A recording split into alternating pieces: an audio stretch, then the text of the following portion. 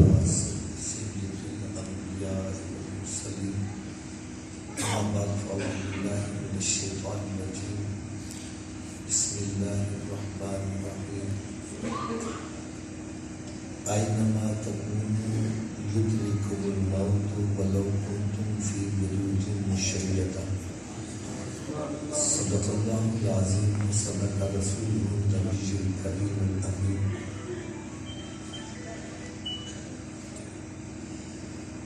پیارے اسلامی بھائیوں، آج میں نے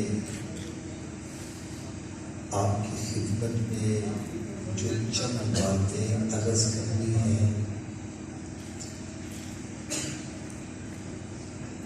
اس کا خلاصہ میں پہلے ہی بتلا دوں۔ آج کی جو محفل ہے ہمارے الحاج محمد اشرف چٹھا صاحب کے ختم چہلم کے سلسلے میں ہے۔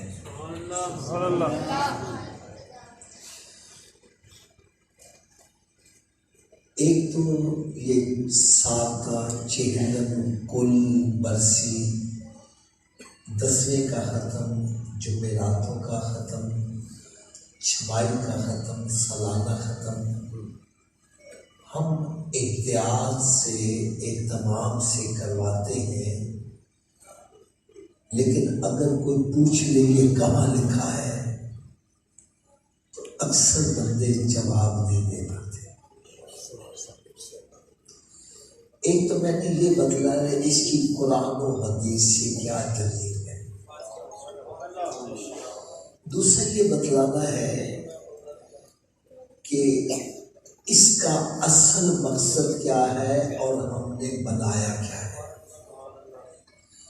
مجھے اللہ تعالیٰ کی ذات سے امید ہے کہ آپ کے ذہن میں بہت سارے سوالات جو گردش کرتے رہتے ہیں، ہو سکتا ہے آج بیان میں ان کے جوابات آپ کو مل جائیں۔ اس میں بڑی توجہ سے بڑے غور سے سنیے گا۔ پہلی بات،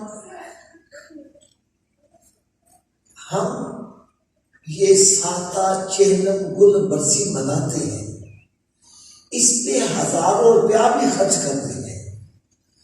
اگر پوچھے جی کہاں لکھا ہے جواب نہیں دے پاتے، اور جب جواب نہیں دے پاتے تو ایمان ڈاماڈول ہو جاتا ہے، متزلزل ہو جاتا ہے۔ جب ایمان متزلزل ہو جائے تو عبادت سے لذت ختم ہو جاتی ہے۔ میں ایک آسان سی مثال دیتا ہوں۔ آپ نے یہاں سے میاں والی جانا ہے، آپ کو راستے کا پتہ نہیں ہے، اگر آپ صحیح راستے پر بھی چل رہے اندر ایک خوف ہوگا، میرا اٹھنے والا قدم مجھے کہیں میاں والی سے دور تو نہیں کرتا جاتا۔ اور اگر آپ کا یقین ہے نہیں بھائی یہی سڑک سیدھی جاتی ہے، پھر سارے مسجد والے بھی شور مچائیں، آپ کے دل میں یقین ہوگا میرا اٹھنے والا قدم مجھے میاں والی کے قریب کر رہا ہے۔ بھائی ایمان نام ہی یقین کا ہے۔ جس بندے کا یقین کامل ہے تو پھر کوئی جتنا مرضی شور مچائے اس کے دل میں یہ یقین ہوگا میرا اٹھنے والا قدم مجھے جنت کے قریب کرتا چل رہا ہے۔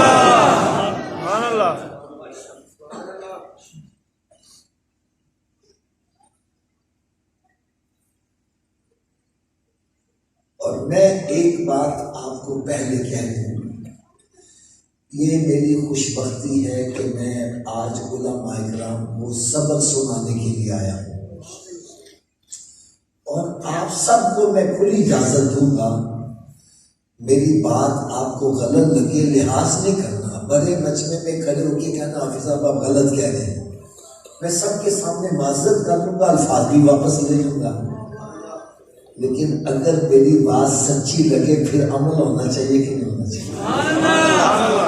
سچی بات سبھی عمل کریں گے۔ آئیے پہلا سوال یہ ہے کہ ساتہ چہلم کل برسی یہ حدیث میں کہاں لکھا ہے؟ پہلا سوال ہے، اس کا بڑا آسان سا جواب ہے، آپ چھوٹی عید مناتے ہو؟ بڑی عید؟ لوگ کوئی مائی کا لال مجھے چھوٹی عید اور بڑی عید حدیث سے دکھا دے۔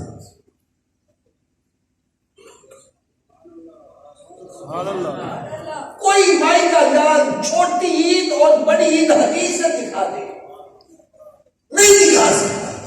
چھوٹی چھ سے ہے، عربی میں چھ ہے، بڑی میں اڑے آتا ہے، عربی میں اڑے ہے ہی نہیں، کہاں سے دکھائے؟ نہیں دکھا سکتے تو پھر مناتے کیوں ہو؟ اس کا جواب کیا ملے گا حافظ صاحب؟ اصل میں عید الفطر کو ہم علاقائی طور پر چھوٹی عید کہتے ہیں، میٹھی عید بولتے ہیں، اور عید الاضحیٰ کا نام ہم نے بڑی عید رکھ دیا، بقرہ عید رکھ دیا۔ تو نام بدلی کر لینے سے کام غلط نہیں ہوتا، جب اصل جو موجود ہے تو نام تبدیل کر لینے سے کام غلط نہیں ہوتا۔ سبحان اللہ۔ اب نکاح ہے اصل، اب اس کو ہم بیاہ بول دیں، پرمیترا بول دیں، شادی بول دیں، میرج بول دیں، اصل موجود ہے، نام تبدیل کر لینے سے کام غلط نہیں ہوتا۔ اونچی بولو، نہیں ہوتا۔ بھائی یہ ساتا چہلم کل برسی نام ہم نے رکھے ہیں، ان سب کی اصل ہے ایصال ثواب۔ سبحان اللہ، سبحان اللہ۔ ان سب کی اصل کیا ہے؟ ایصال ثواب۔ تھوڑا سوچیے بس، آپ بولو کہ مجھے دل کو ٹھنڈ پڑے گی کہ آپ کو میری بات سمجھ آ رہی ہے۔ ان سب کی اصل کیا ہے؟ اب جب ہے سارے ثواب کو پھر نام بھی مختلف رکھے ہیں، تو بھائی ایک انگلش میں لفظ ہوتا ہے ایبریویشن، مخفف، جیسے P for Pakistan, R for railway, P R Pakistan railway, ایسے ہے۔ اسی طرح بھائی میں کہتا ہوں یہ کلاں ختم نہیں، آپ سمجھ کے بھائی ابھی کل ہی کو فوت ہوا ہے، بھائی 40ویں کا ختم ہے، آپ سمجھ کے 1.25 مہینہ گزر گیا، بھائی 6 کا ختم ہے، 6 مہینے گزر، بھائی سالانہ ختم ہے، سال گزر گیا۔ تو نام سے پتہ چل جائے، پوری تفصیل بتلانے کی ضرورت نہ پڑے، اس اشارے سے بندہ سمجھ لے، اس لیے نام مختلف رکھے ہیں۔ باقی ان سب کی اصل کیا ہے؟ تھوڑا سمجھیے بات، ان سب کی اصل کیا ہے؟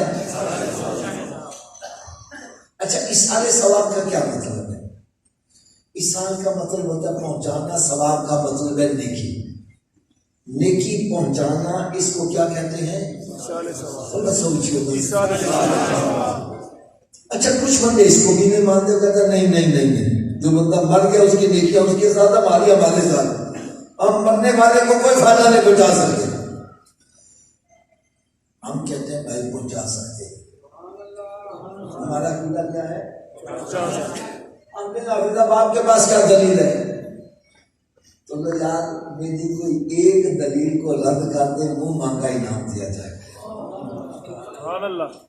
سب سے پہلی دلیل، جو بندہ کہتا ہے زندہ بندہ مرنے والے کو فائدہ نہیں پہنچا سکتا، تو میں کہوں گا مرنے والے کی نماز جنازہ کیوں پڑھتے ہیں؟ پڑھتے کہ نہیں پڑھتے؟ پڑھنے والے زندہ ہے، جس کی پڑھ رہا ہے وہ فوت ہو گیا ہے، اور زندہ بندہ کھڑا ہو کے یہ کہہ رہا ہے اللہم اغفر لحینا و میتنا، یا اللہ جو زندہ ہے اس کو بھی بخش دے، جو فوت ہو گیا اس کو بھی بخش دے۔ اگر میری دعا سے فائدہ نہیں پہنچتا تو نماز جنازہ کیوں پڑھی جا رہی ہے؟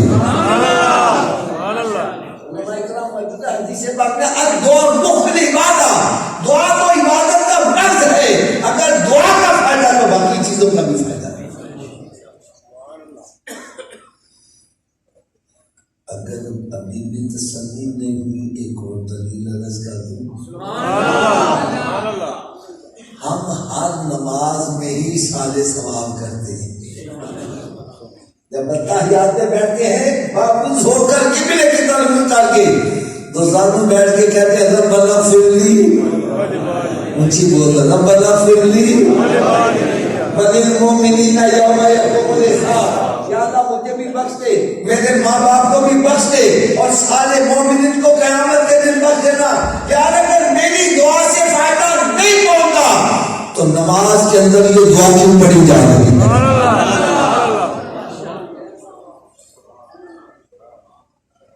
ویسے اگر آپ ناراض نہ ہوں تو میں اپنے دل کی ایک بات کہوں، ناراض نہیں، میں ساتا چہلم کل برسی دسویں دا ختم جمعراتہ دا ختم چھمائی سالانہ میں ان کے حق میں مخالفت نہیں، لیکن اگر کوئی میرے دل سے پوچھے تو میں کہوں گا بھائی اصل اصحاب ثواب یہ ہے کہ ہم سارے نمازی بن جائیں۔ کیا بن جائیں؟ اونچی بولو، کیا بن جائیں؟ اس لیے کہ ہمارے یہ جو بھائی ہیں یہ لاکھوں روپیہ بھی خرچ کریں گے جنیشری پر، آخر میں کیا کریں گے؟ اور یہ چیلنج کا ختم ہو حضور دلائیں گے؟ بولو تو نہیں۔ اگر یہ سارے نمازی بن جائیں تو ہر بندہ روزانہ 5 مرتبہ رب تعالیٰ کی بارگاہ میں حاضر ہو کر عرض کرے گا ربنا اغفر لی۔ حضرت صاحب میری بات سنو، آپ کے اس پورے علاقے کے اندر جو سب سے بڑا کنجوس آدمی ہے اس کے دروازے پر 5 مرتبہ جا کے روزانہ صدا لگاؤ، اس کو بھی کچھ نہ کچھ دینا پڑ جائے گا۔ تو جو ارحم الراحمین کی بارگاہ میں 5 مرتبہ حاضر ہو کے بار بار روزانہ تکرار کر رہا ہے ربنا اغفر لی ولوالدی، میں کہتا ہوں رب تعالیٰ اس کے ماں باپ کی قبر کو جنت کے باغوں میں باغ کیوں نہیں بنایا؟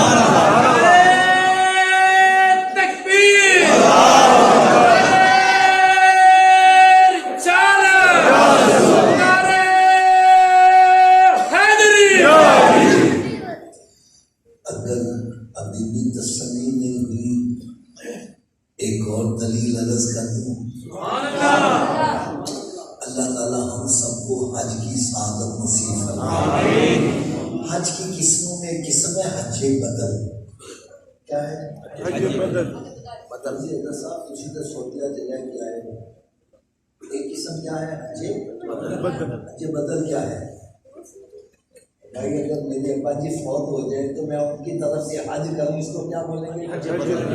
اونچی بولو، حج بدل۔ اب حج زندہ بندہ کر رہا ہے، جس کی طرف سے کر رہا ہے وہ فوت ہو گیا ہے، تو کیا مرنے والے کو حج کا ثواب پہنچے گا کہ نہیں پہنچے گا؟ بولو تو، اگر نہیں پہنچتا تو پھر حج بدل کو کس کھاتے میں ڈالو گے؟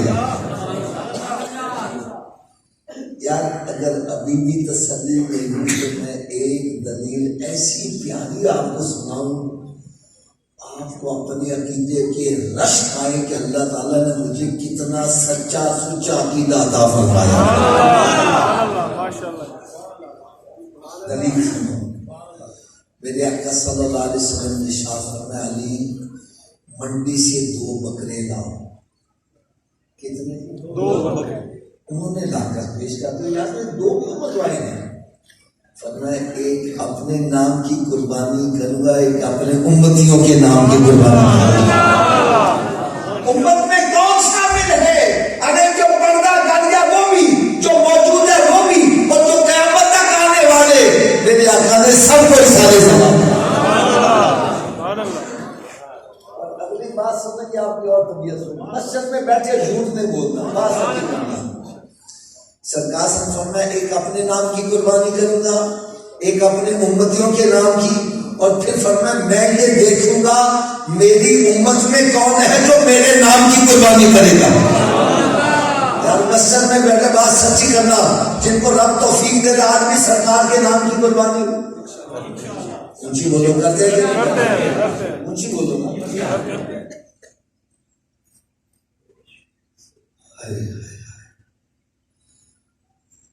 اگر ابھی بی بی تسلی نے بھی ایک اور دلیل عرض کرتا ہوں. سبحان اللہ سبحان اللہ. حضرت سے سعد رضی اللہ تعالیٰ عنہ سرکار سے بارگاہ میں حاضر ہوتی ہے. عرض کرتے یا رسول میری والدہ ماجدہ فوت ہو گئی ہے تو میں ان کو کوئی فائدہ پہنچا سکتا ہوں؟ وہاں پانی کی قلت تھی. پر میں پانی انہوں نے کنواں خریدا ماں کے نام پر وقت دیا. ہاذہی بیر لأم سعد، یہ سعد کی ماں کے نام کا کنواں ہے. فرمایا لوگ پیاس بجھائیں گے تیری ماں کی قبر ٹھنڈی ہوتی ہے.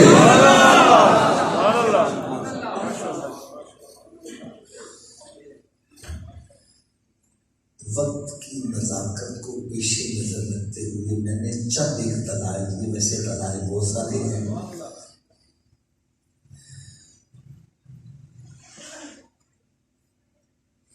لیکن میری آپ سب سے ایک چھوٹی سی گزارش ہے. جو کہتا ہے جی ثواب نہیں پہنچتا، آپ ان سے بحث نہ کیا کریں. کیا میں نے کہا؟ تھوڑا سمجھیے بس. اس لیے کہ وہ بھی اپنی جگہ پر سچے ہیں اور ہم بھی سچے ہیں. آپ کہیں گے جی دو سچے نہیں ہو سکتے. نہیں بھائی، میرے آقا نے دونوں کو سچا قرار دیا. ایک کہتا ہے ثواب پہنچتا ہے، ایک کہتا ہے نہیں پہنچتا. بھائی دونوں ہی سچے ہیں. کیسے سچے ہیں؟ میرے آقا صلی اللہ علیہ وسلم کی بارگاہ میں ایک صحابی عرض کرتے ہیں یا رسول اللہ صلی اللہ علیہ وسلم میرے والد صاحب فوت ہو گئے ہوئے ہیں، اگر میں ان کی طرف سے کوئی اصحاب ثواب کروں، صدقہ خیرات کروں تو ان کو فائدہ پہنچے گا؟ فرمایا اگر تیرا باپ مسلمان مرا تھا پھر پہنچے گا، ورنہ نہیں پہنچے گا. نہیں سمجھ بھائی ہم آگے بڑے سارے مسلمان ہیں، ان سب کو پہنچتا ہے. جو کہتا ہے نہیں پڑھنا ان کو پتا ان کے بڑے کون ہیں، ہمیں یہاں بحث میں پڑھنے کی ضرورت ہے. اگر ابھی بھی سمجھ نہیں اور سلیس زبان استعمال کر دوں، ایک بندہ کہتا ہے یاد ہے قرآن کا ثواب ابو جہل میں پہنچے گا؟ مجھے بولو نہیں کوئی. تو جو کہتا ہے نہیں پہنچتا، بھائی ان کو پتا ہے کون ہے، ہمیں بحث میں پڑھنے کی ضرورت نہیں. دوسری بات جو میں نے عرض کرنی وہ یہ ہے، ایصال ثواب میں بخل نہ کیا کرو، کنجوسی نہ کیا کرو. کنجوسی سے کیا مراد ہے؟ میں نے پڑھا ایک قرآن، مجھے ایک قرآن کا ثواب مل گیا، اب میں ڈر رہا ہوں ابا جی نے بخش دیتا میرے پلے کیا رہتا ہے. حضرت صاحب ہم چھوٹے چھوٹے ہمارا ذہن ہی یہ بنا پترا تو روزہ رکھے نا، کسی بھی شہر کا روزہ نہ کھولیا تیرا سادہ ثواب ہوتا تیرے پلے کا کتنے دے گا. تو ہم ڈرتے تھے نہ ہم نے کسی کی شہر سے روزہ نہیں کھولنا. اللہ تعالیٰ کی خزانوں میں کسی شے کی کمی نہیں. وہ افطار کروانے والے کو بھی پورا ثواب دے گا تو روزہ رکھنے والے کے ثواب میں کمی نہیں آنے دے گا. یار اس سارے ثواب کو ایسا مت سمجھو جیسے میرے پاس 100 کا نوٹ ہے، میں نے حضرت صاحب کو دے دیا اب میرا پلہ خالی ہو گیا. بلکہ اس سارے ثواب کو یوں سمجھو جیسے ایک حافظ قرآن ہے، اس کے سینے میں ایک قرآن ہے، وہ 100 بچے کو قرآن حفظ کرواتا ہے، 100 بچے کے سینے میں قرآن منتقل ہو رہا ہے اور پڑھانے والے کے سینے سے ختم نہیں ہو رہا.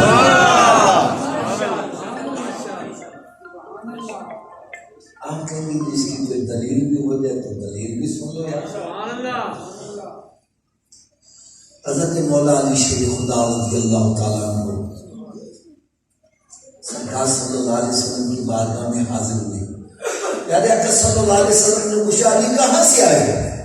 عرض کرنے لگے یا رسول میں قبرستان سے آیا ہوں. کہاں سے آیا ہوں؟ قبرستان. میں وہاں تم نے کیا کیا؟ عرض کرنے لگے یا رسول میں نے 4 مرتبہ سورہ فاتحہ علم شریف پڑھی، 11 مرتبہ سورہ اخلاص یعنی قل هو اللہ شریف پڑھی، اور وہاں جتنے مسلمان دفن سب کو اصحاب ثواب کر دیا. یار اگر یہ عمل غلط ہوتا تو سرکار منع کر دیتی آئندہ ایسا کام جو مر گئے ہم سے جدا ہو گئے ہم کو فائدہ نہیں پہنچا سکتے. یار میرے آقا صلی اللہ علیہ وسلم نے ایسا کمال جواب دیا, یقین جانو سنو گے آپ کے ایمان کو تازگی نصیب ہوگی. فرمایا علی اللہ تعالیٰ نے تیرے پڑھے ہوئے قرآن کے ثواب کے ٹکڑے نہیں کیے. ٹکڑوں سے کیا مراد ہے؟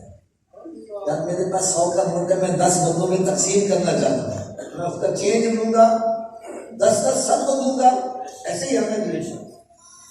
حدیث پاک میں ہے جو 3 مرتبہ سورہ اخلاص پڑھتا ہے رب تعالیٰ اس کو پورا قرآن پڑھنے کا ثواب عطا کرتا ہے. انہوں نے 11 مرتبہ پڑھا. میں سمجھانے کے لیے عرض کر رہا ہوں, یوں سمجھو کہ ان کو 1 قرآن کا ثواب ملا, اور وہاں پر جو دفن تھے 1000 افراد دفن تھے.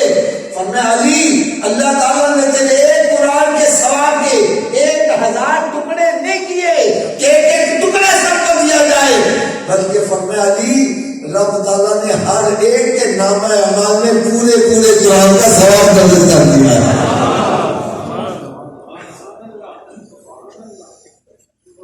اور پڑھنے والے کو کیا ملا؟ فرمایا سب کے مجموعے کے برابر, یعنی 1000 قرآن کا ثواب رب نے تجھے بھی عطا کر دیا. اس کو کہتے کر بلا کے ہو بلا, انت بلے نہ بلا. یار میرا جی چاہتا ہے ہم کو ایک بڑا ایمان افروز واقعہ سنا.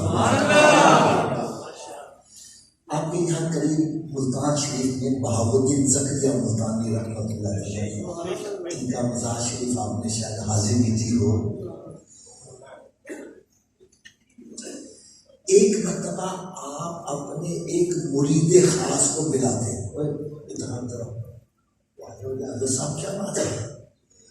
فرمایا تو میرا خاص مرید ہے, میں تجھے ایک بات بتلانے لگا ہوں.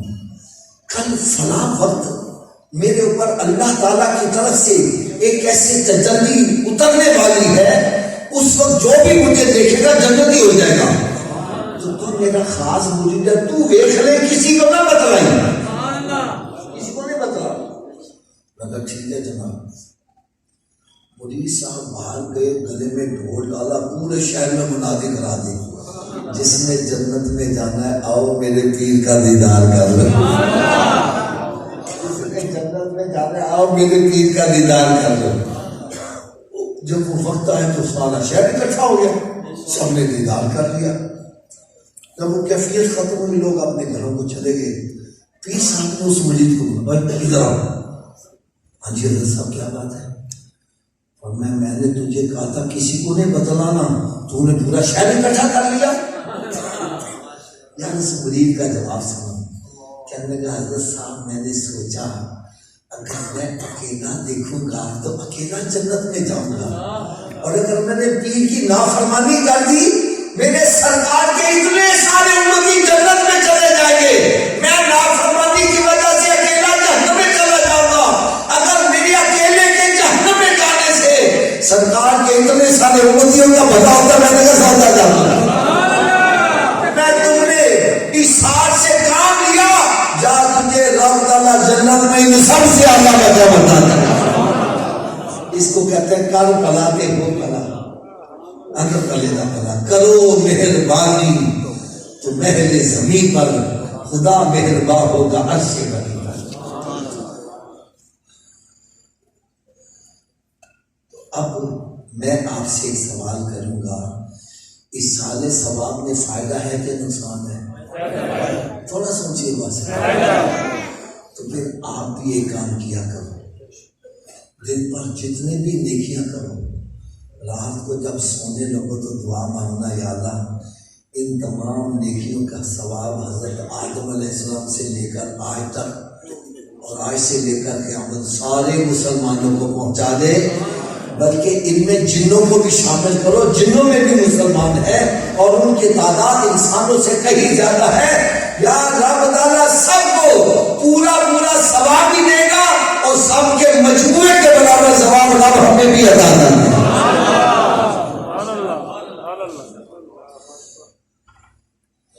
اب جو آخری پوائنٹ میں نے عرض کرنا ہے, یہ سن کر شاید آپ ناراض بھی ہوں، لیکن حق بات کرنی چاہیے۔ کوئی خوش ہو یا ناراض ہو، ہمیں حق بات کرنی ہے۔ ہم نے ختم چہلم کو کیا سمجھا ہے؟ آئے مولوی صاحب جلدی جلدی ختم سی پڑھو، ختم سی پڑھا، لنگر کھا مچھا نتا دیتے آؤ گے۔ وہ کہتا نمک صحیح نہیں، کو کہتا مرض صحیح نہیں، کو کہتا یاد ہے کہ انہیں کہا روز روز مرض روٹی دے جلدی کھا دیتا۔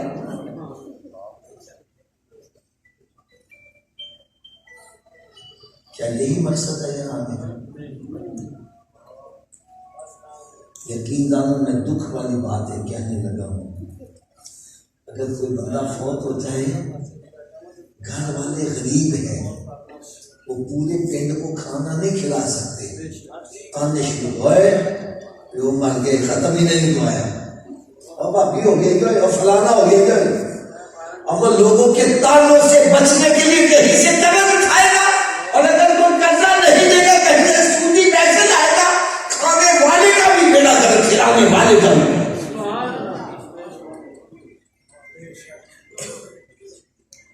میری بات کان کھول کے سن لو، یہ ایصال ثواب کی محفل ہے، نہ فرض ہے نہ واجب ہے، یہ مستحبات میں آتی ہے۔ رب تعالیٰ آپ کو توفیق دے، 100 دیگ پکاؤ، لوگوں کو کھلاؤ، مخلوق خدا کو کھانا کھلانے سے رب بڑا خوش ہوتا ہے۔ لیکن اگر توفیق نہیں ہے، جو کھانا تیرے سامنے پک کے آیا ہے اسی کو سامنے رکھو، ایک دفعہ لامشی پڑھو، 3 دفعہ کل غلاشی پڑھ کے خود کھا جاؤ، گھر والوں کو کھلا دو، ہو سکتا ہے وہ 100 دیگ جو دکھانے کی نیت سے کھلائی اس سے زیادہ ثواب اس کا ہو جائے۔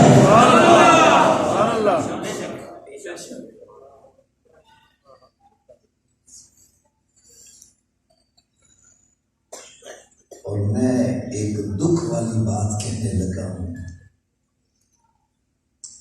ایصال ثواب کا ایک تو مقصد ثواب پہنچانا، اور دوسرا جو اصل مقصد ہے جس کو ہم نے بالکل بھلا دیا وہ یہ ہے کہ یہاں بیٹھ کر ہم بھی اپنی موت کو یاد کریں۔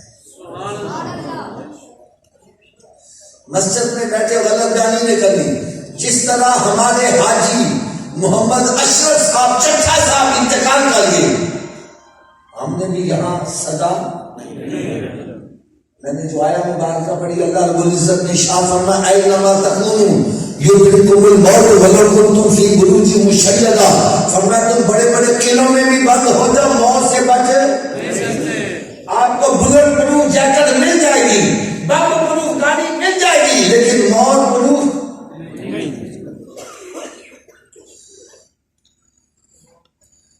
جس طرح حاجی صاحب کو موت آ گئی، ہم نے بھی موت سے بچنا نہیں۔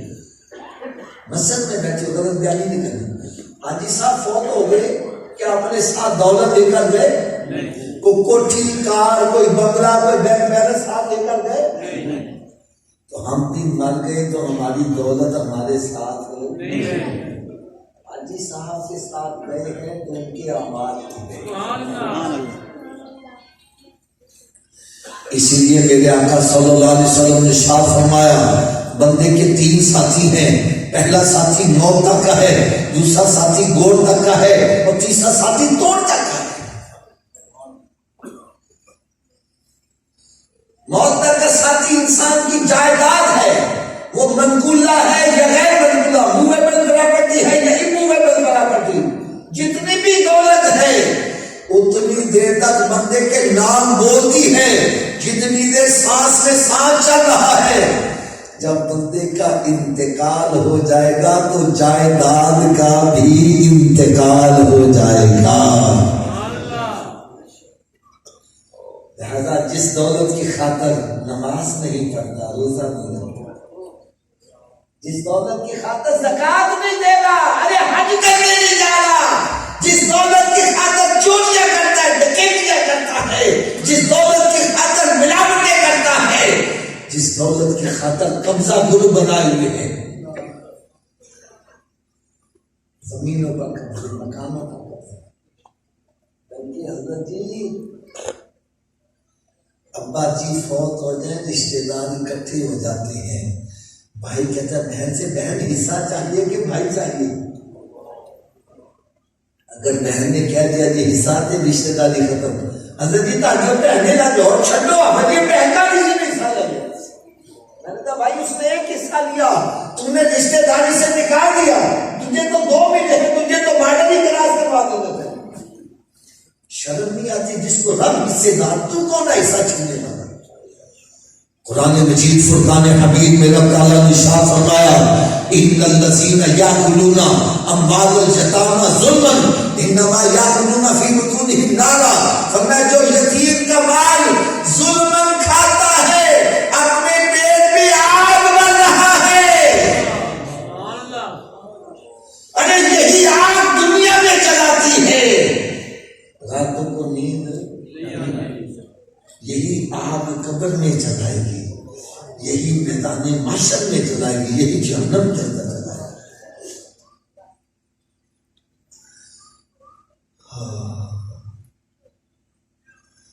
میری بات یہ کان کھول کے سن لو، جس دولت کی خاطر ہم اللہ تعالیٰ کو ناراض کرتے ہیں، اس کے پیارے حبیب صلی اللہ علیہ وسلم کو ناراض کرتے ہیں، جب موت آئے گی سب سے پہلے یہ دولت ہی ہمارا ساتھ چھوڑے گی۔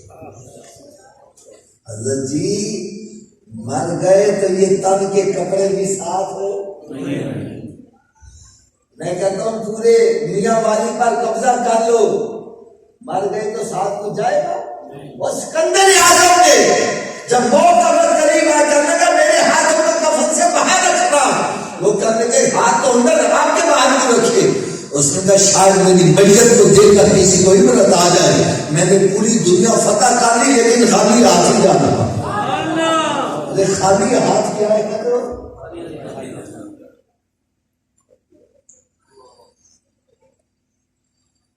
دوسرا ساتھی گوڑ تک وہ ہے رشتے دار، عزیز و کرما لنگوٹی یار، بندہ زندگی جنی رکھ کر رہا اولاد واسطے کر رہا ہے، مر گئی تو اولاد قبر میں جائے گی۔ دوستوں کو راضی کرنے سے جوا کھیلتے شرابہ پیتے ہو کہتے آؤ ایسا شرابی ہو اور مت کا بلا اسی تیرا ساتھ میں شراب تیرے ساتھ بنیں گے۔ کیوں جی اگر جی جو مار جاتے ہیں پھر نال مارتے ہیں لیکن لے چلو مجھے بولنا کٹو بارش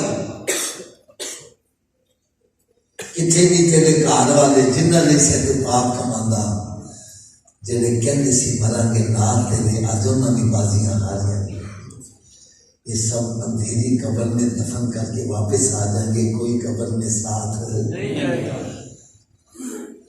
اب توڑ کا ساتھی کون ہے؟ وہ ہے بندے کے اعمال۔ کیا ہے؟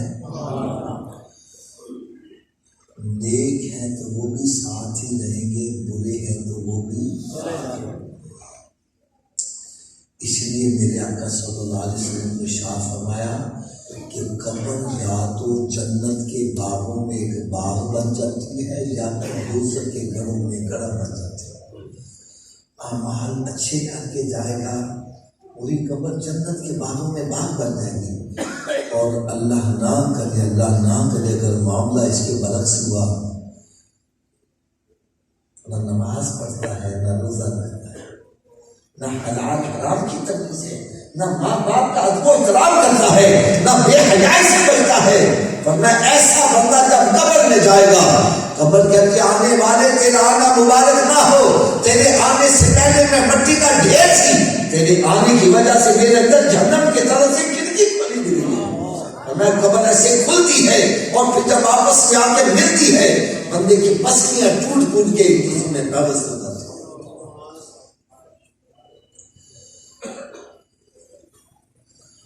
حضرت جی میں ایک اشارہ کرنے لگا ہوں، پتہ نہیں کس کے دل پر آج چوٹ لگے، رخ مدینے شریف کی طرف ہو جائے۔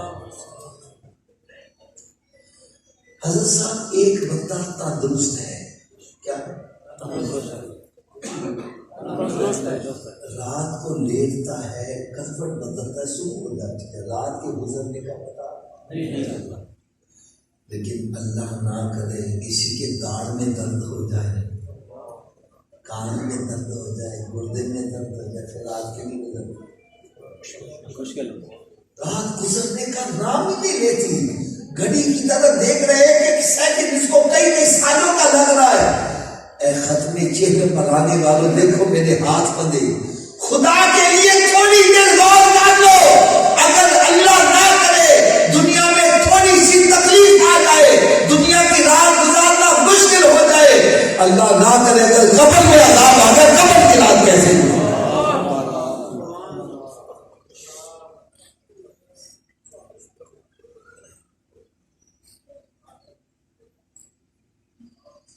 دنیا میں تو بیوی کو بلاتا ہے, بچوں کو بلاتا ہے, میرا دل بہلا, مجھے تکلیف ہو رہی ہے, قبر میں کس کو بلاؤ گے؟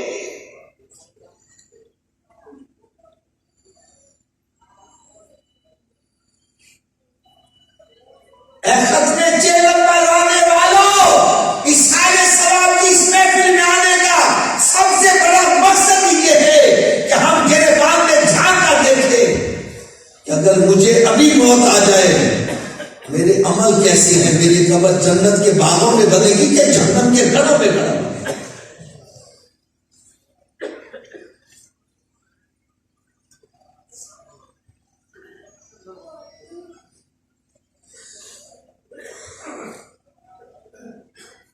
آپ آزاد میں سے ہو سکتا ہے کسی کے ذہن میں خیال ہے, حافظ صاحب ہماری تو تیاری ہے, تو بھائی بڑی اچھی بات ہے, لیکن اس تیاری کو چیک اپ کر لو. کیا کر لو بابا جی؟ دیگ میں سے ایک دانہ چیک کر لو, ساری دیگ کھانے کی ضرورت نہیں, میں بھی صرف ایک ہی دانہ چیک کروں, ایک ہی دانہ. پیارے آقا حضرت محمد مصطفیٰ صلی اللہ تعالی علیہ وسلم نے ارشاد فرمایا کہ قیامت کے روز مسلمان سے سب سے پہلا سوال کون سا ہوگا؟ یعنی اتنی آواز سے بولو جن کو نہیں پتا ان کو بھی پتا چل جائے. ایک مرتبہ پھر اونچی آواز سے بولو. تو کیا ہمارا پہلا سوال درست ہے؟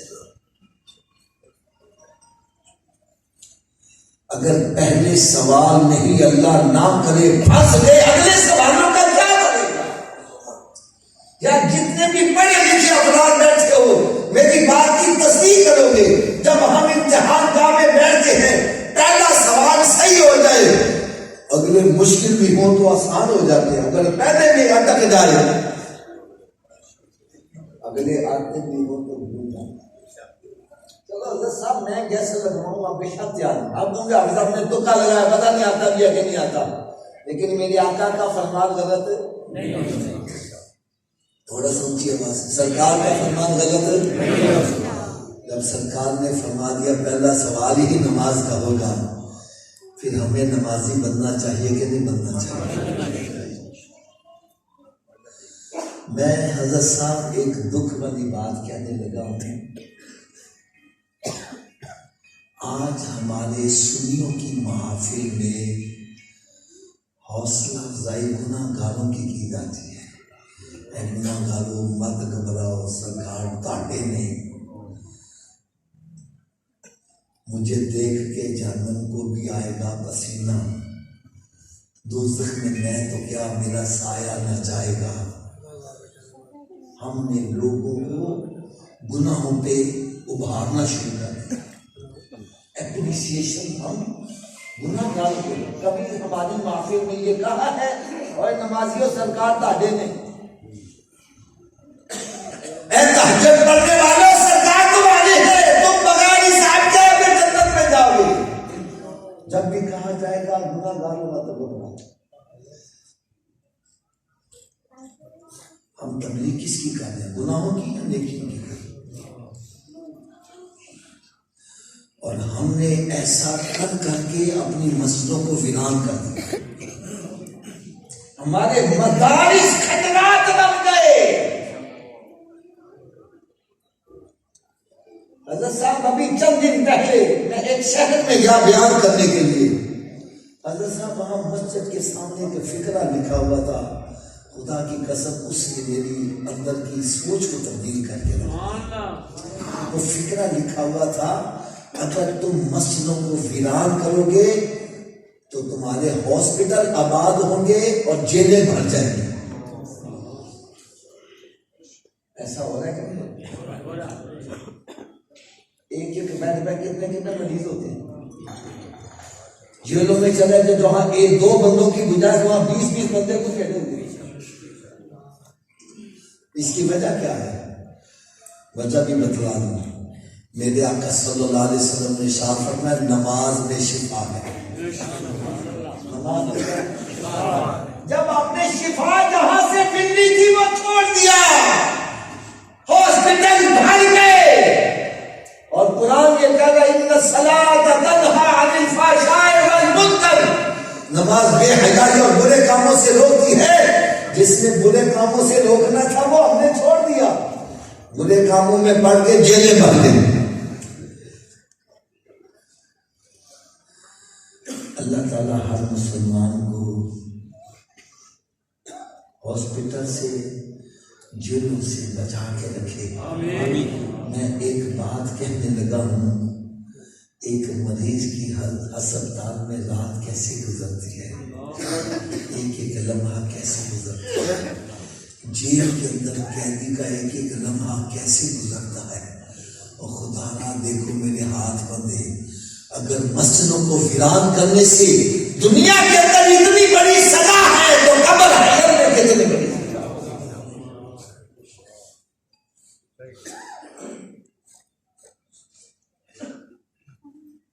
یقین جانو آج میں یہاں پر فجر کی نماز جب پڑھنے آیا تو کتنے بندے مسجد میں تھے یار,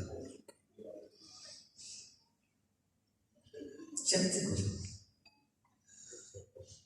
میں حدیث غلط بیانی کروں, آپ حضرت صاحب مجھے گریبان سے پکڑو تو حضرت صاحب غلط کہہ رہے ہو. کیا میرے آقا صلی اللہ علیہ وسلم نے یہ نہیں فرمایا کہ میرا جی چاہتا ہے میں اپنے مصلی اماموں پر کسی اور کو کھڑا کروں اور پھر جا کے چیک کروں جو فجر اور عشاء کی نماز جماعت سے نہیں پڑھتے میں ان کے گھروں کو آگ لگا دوں.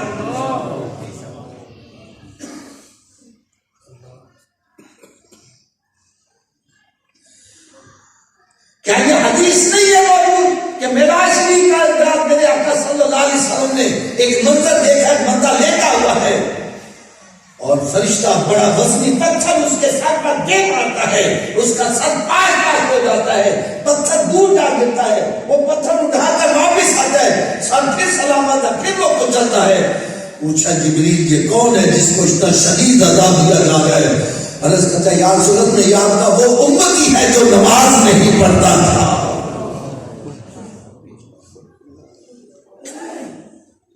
میں غلط ہوں میری جھولی میں ڈال دو, اور اگر صحیح کہہ رہا ہوں خدا اپنے چبرے طلب کر کے جاؤ, آج اپنے روح یہاں سے تبدیل کر کے جاؤ.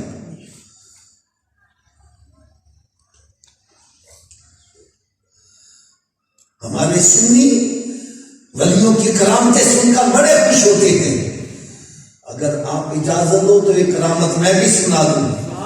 اب یہ کرامت پتہ نہیں کس کس کو ہضم ہوگی, سن لو. غوث اعظم رضی اللہ تعالیٰ پیران پیر روشن ضمیر ولیوں کے سردار, ان کی بارگاہ میں خنزیر آ گیا. کہنے لگا جی آپ کی بارگاہ میں جو بھی آتا ہے خالی آگے جاتا, آج میں بھی ایک قرآن لے کے آتا, میں مانگو کیا مانگتے ہو؟ عرض کرنے لگا جی میرے لیے دعا کرو میں خنزیر سے انسان بن جاؤں. خنزیر سے کیا بن جاؤں؟ تھوڑا سوچیے بات سے, ادھر والے بھی کیا بن جاؤں؟ غوث اعظم رضی اللہ تعالیٰ نے مراقبہ کیا, آنکھیں بند کر کے سر جھکایا, پھر سر اٹھا کر فرمان لگے ٹھیک ہے میں تیرے حق میں دعا کرتا ہوں, تو خنزیر سے انسان بن جائے گا, لیکن ایک شرط ہے, اگر تجھے قبول ہے تو دعا کر دوں. کہنے لگے شرط کیا ہے؟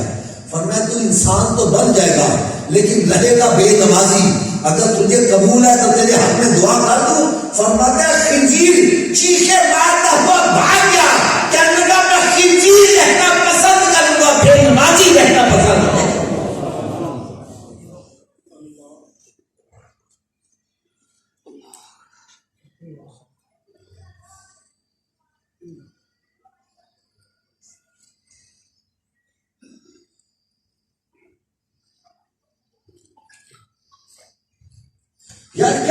حدیث نہیں ہے.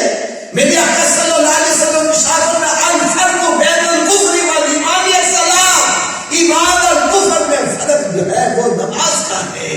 فرمایا لکل شیء لہ علامۃ وعلامۃ الایمان الصلاۃ، ہر شے کی کوئی نہ کوئی علامت ہوتی ہے جس سے وہ پہچانا جاتا ہے. جیسے ہوائی جہاز کے پیچھے تیل کے اوپر جھنڈا بنا ہوتا ہے، پتہ چلتا ہے یہ انڈیا کا ہے، امریکہ کا ہے، پاکستان کا ہے. فرمایا ہر شے کی کوئی نہ کوئی علامت ہوتی ہے، اور ایمان کی علامت نماز ہے.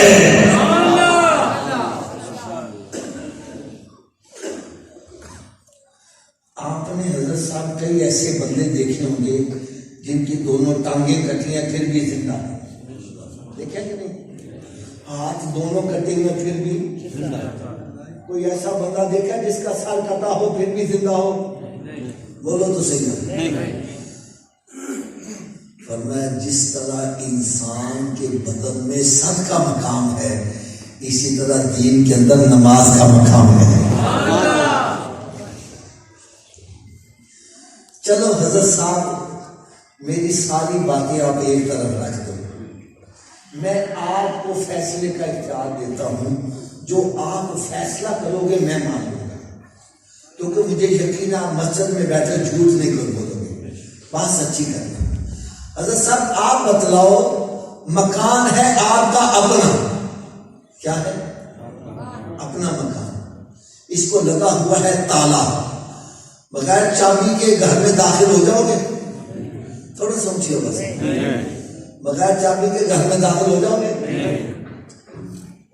حضرت صاحب آپ بتلائیں، بغیر چابی کے گھر میں داخل ہو جاؤ گے؟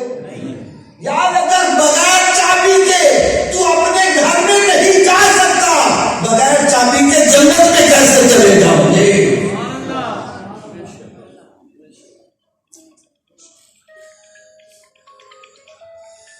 آپ کہو گے حافظ صاحب جنت کی چابی کیا ہے؟ تو میں کہوں گا بھائی جس نبی کا کلمہ پڑھا ہے انہیں سے پوچھ لو. میرے آقا صلی اللہ علیہ وسلم نے شافر میں الصلاۃ مفتاح الجنہ، نماز جنت کی چابی، نماز جنت کی چابی. حضرت جی تسی دسو بغیر چابی کے جنت کا تالا کھولو گے؟ چابی کا بندوبست مرنے کے بعد کرنا ہے یا پہلے کرنا ہے؟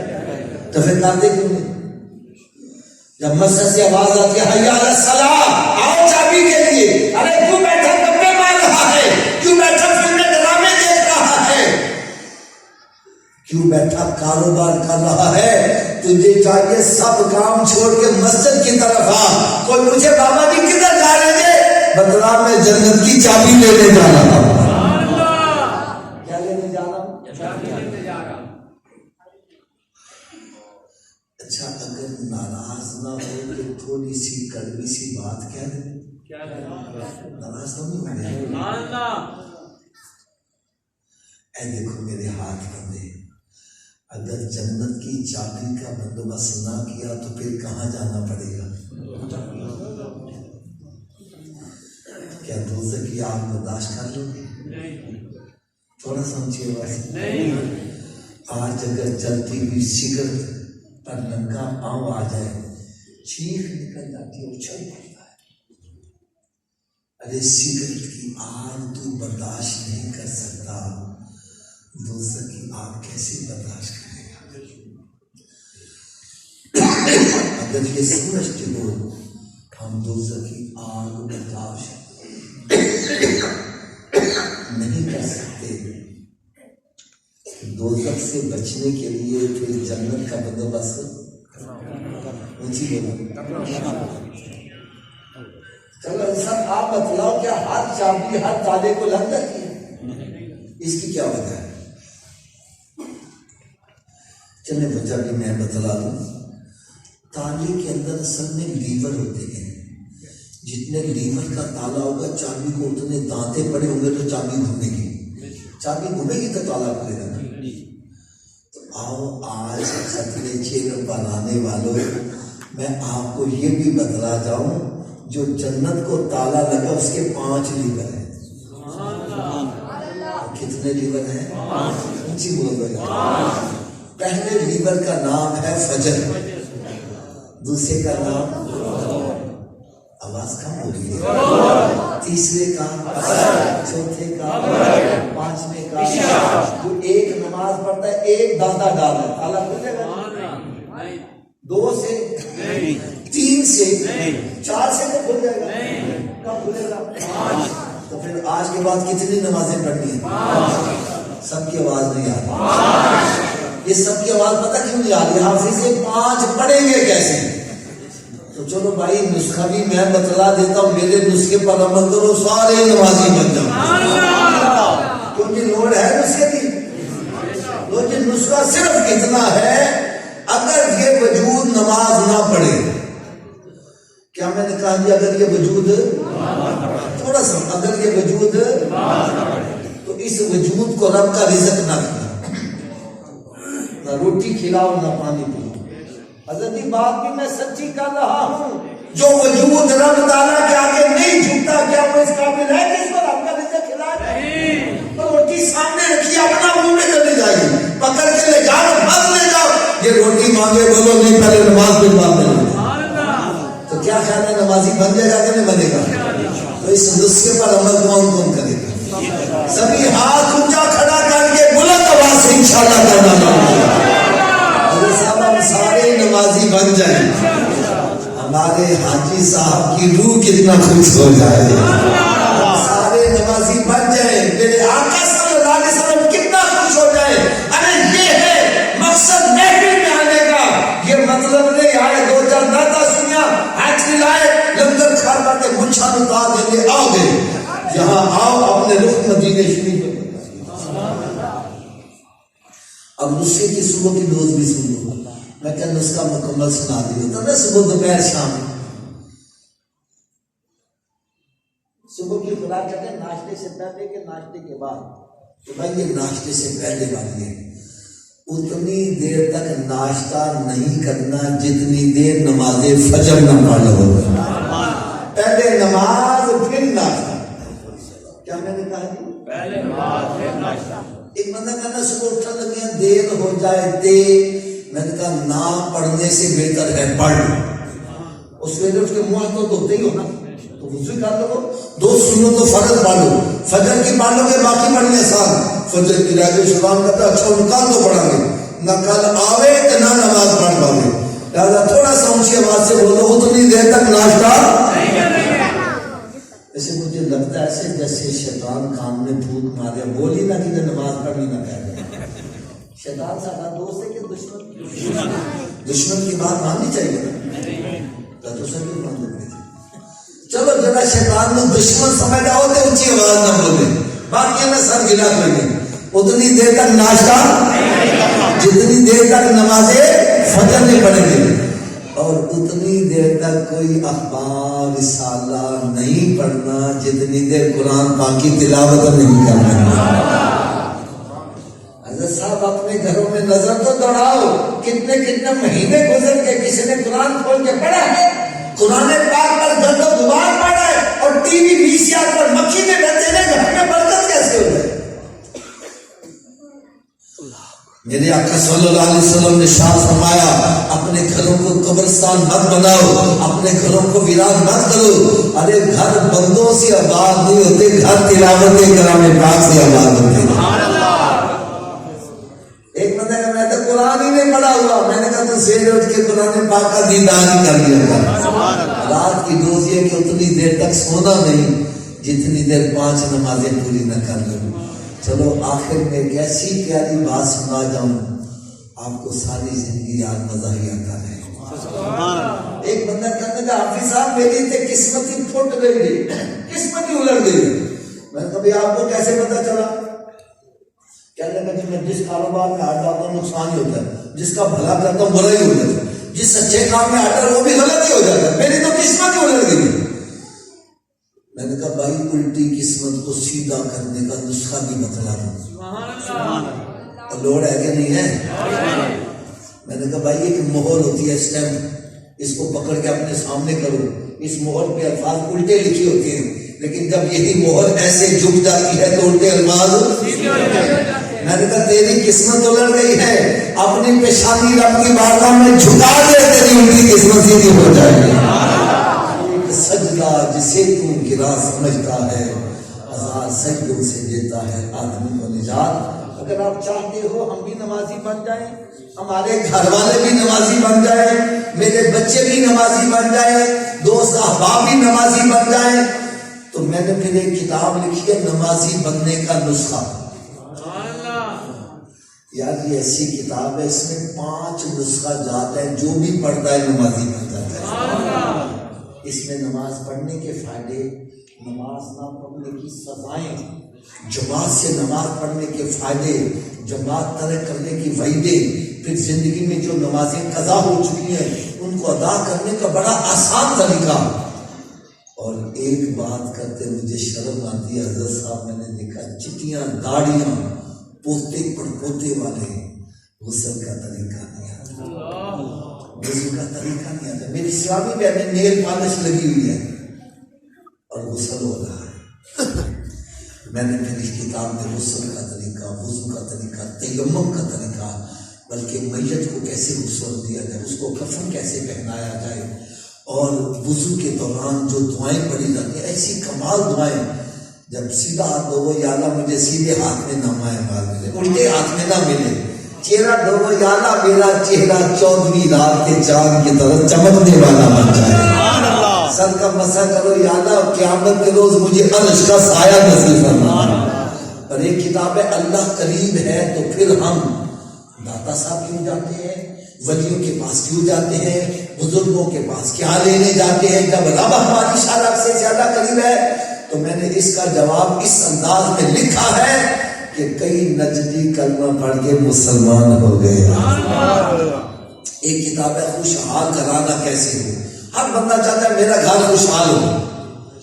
میں نے کہا اگر شادی کی ابتدا ڈھول سیکھ سے کرو گے تو پھر ساری زندگی ڈھول کی بچے گی نا، تو جو ابتدا میرے آقا دے ملا شریف نہ کر ہوگا۔ پھر میں نے اس میں بتلایا میاں کیسا ہو، بیوی کیسی ہو، ساس سسر کیسا ہو، میاں بیوی کے حقوق بتلائے ہیں، طلاق کے مسائل بتلائے ہیں۔ یار ایسی کتاب ہے جو گھر اجڑنے کے قریب تھے، الحمدللہ کتاب پڑھ کے وہ بھی گھر آباد ہو گیا۔ ایک کتاب ہے پیغام مصطفیٰ صلی اللہ علیہ وسلم، یہ تو ہر گھر کی ضرورت ہے۔ آج بڑے بڑے عزت والے گھر کی بچیاں بچے ساری رات نیٹ پر لگے ہیں، موبائل پر لگے ہیں، پھر گھروں سے فلاح حاصل کرتے ہیں، لو میرج کرتے ہیں، اپنی اپنی خاندان کی عزت خاک میں ملاتے ہیں۔ میں نے اس کتاب میں بتلایا ہے لو میرج کیا ہے، اس کا انجام کیا نکلتا ہے، اور میرے آقا صلی اللہ علیہ وسلم نے پیغام کیا دیا ہے۔ یار کئی نوجوان لڑکیاں لڑکے پل کے راہ راست پر آ چکے ہیں۔ اور ایک کتاب یہ بڑی امپورٹنٹ کتاب ہے وسوسوں سے نجات۔ بڑے پکے نمازی نمازاں چھڑ کے بیٹھ گئی، یار بابا جی تسی نماز پڑھنے نہیں آتے، اور یہ نماز پڑھو بھی درمیان میں گندے وسوسے بڑے آتے ہیں، اس لیے میں نے نماز چھوڑ دی۔ میں نے اس پہ کتاب بھی لکھ دی، پڑھو خود بھی صحیح کر دو، دوسروں کو بھی صحیح کر دو۔ آپ سوچ لیں گے یہ کتابوں کی قیمت پتہ نہیں کتنی ہوگی، ان کتابوں کی قیمت تو یار 1000 کے قریب ہے، لیکن آپ کو صرف 500 روپے میں یہ کتابوں کا سیٹ مل جائے گا۔ چند کتابوں کے سیٹ میرے خیال رہ گئے ہیں، جن حضرات کو چاہیے باہر لڑکا کھڑا ہوگا تو آپ حضرات یہ کتابیں لے کے جائیں۔ میں ایک دکھ والی بات کہنے لگا ہوں، اپنے گھروں میں نظر دوڑاؤ، ہمارے گھروں میں ناول کتنی ہیں، ڈائجسٹ کتنے ہیں، گندی کتابیں کتنی ہیں اور اسلامی کتابیں کتنی ہیں۔ ایز یو سو سو جیسا بیجو گے ویسے ہی کھا دو، اور گھر میں گندی کتابیں رکھ کے کہو کہ بچے نیک نکل آئے، کیسے ہو؟ اس لیے خدا نا میں اتنی آپ کو گارنٹی دیتا ہوں، جس طرح سادہ زبان میں نے بیان کیا ہے، کتابیں بھی سادہ زبان میں لکھی ہیں، جو اردو پڑھ سکتا ہے میری کتاب سے ملے گا، اور اگر کوئی مکمل سیٹ میں لے سکتا ایک کتاب کا 100 روپے میں ایک کتاب مل جائے گی۔ بہرحال کوشش کرو یہ کتابیں ضرور لے کے جائیں۔ اللہ تعالیٰ میری اور آپ سب کی حاضری کو منظور و قبول فرمائے۔ وما علیہ الا البلاغ۔